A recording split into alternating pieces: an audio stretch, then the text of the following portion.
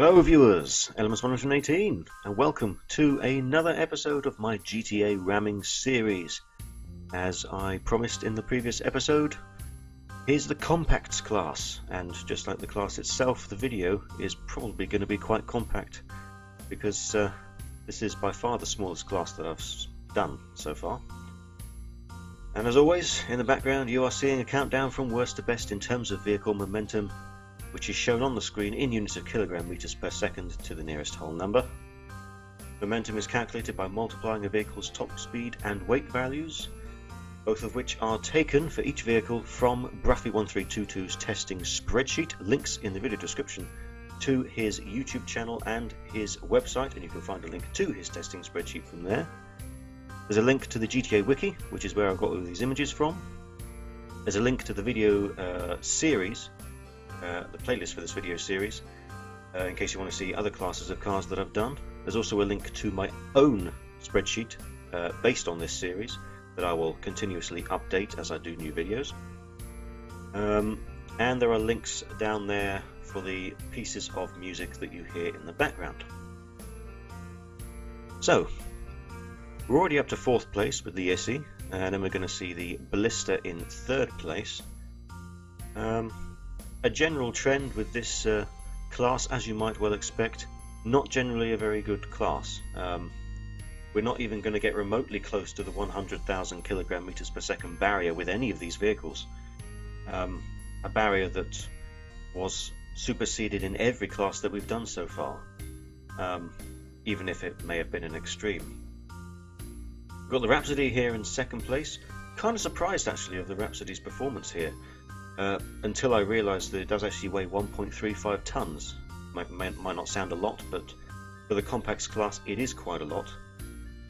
Here's the Prairie that takes the 1st place position, mainly because it is the heaviest at 1.4 tons, which would otherwise be a really low value of weight, but it's quite heavy for a compact, so it gets the top value in this class.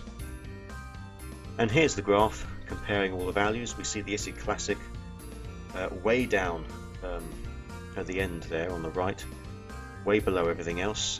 We've got the Panto and the Brioso RA, all three of those significantly worse than everything else.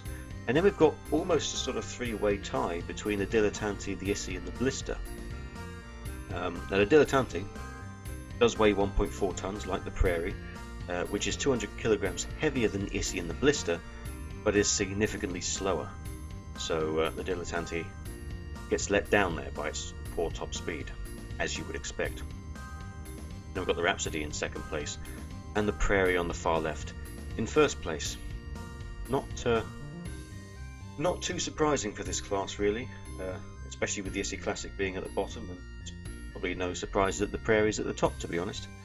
And it's certainly no surprise that overall it's not a good class for ramming, and well, we'll see in a moment how they actually perform, or at least some of them, when we take them out. It's definitely the worst class that I've done so far, and like I said about it being the smallest class, it probably will be the worst class overall in terms of momentum for quite a way to come. So, with all of that theory out of the way, let's see how a few of these vehicles actually perform.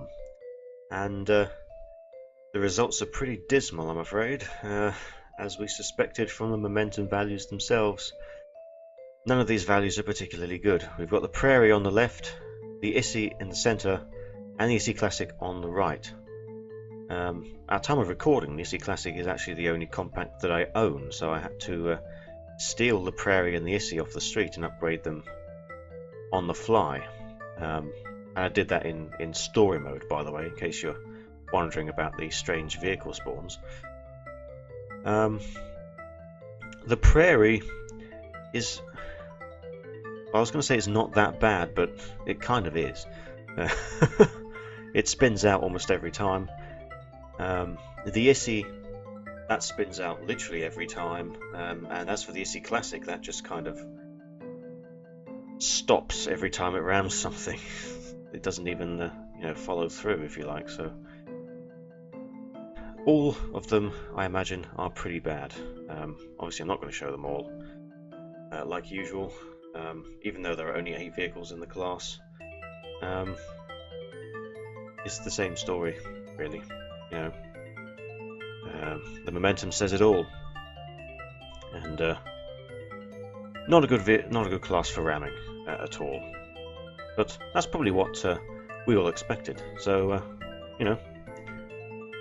oh well. Anyway, thank you, viewers, for watching. As always, feel free to subscribe if you aren't already. If you want to see other classes of cars coming in the future of this series, the off-road class will be next. So hopefully I'll see you there. And as always, good luck with whatever games you're playing. And I'll see you next time.